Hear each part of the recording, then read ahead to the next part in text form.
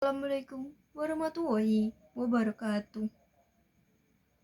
Cinta kasilir jarak anggitanipun kiran tambar jantung Gautama Saputri.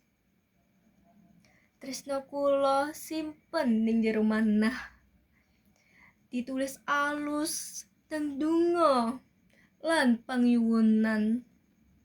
Senajan adoh papan panjenengan mapan asmo tansah kinarya pepadang gesang. Jarak dados tirai kang misah raga. Nanging mboten saged misah rasa. Ing wingi sepi tanpa pawerta. Manah kula tansah nyebut asmara. Mugi Gusti paring kawelasan. Nyawijake manah ing wekdal kaparingan.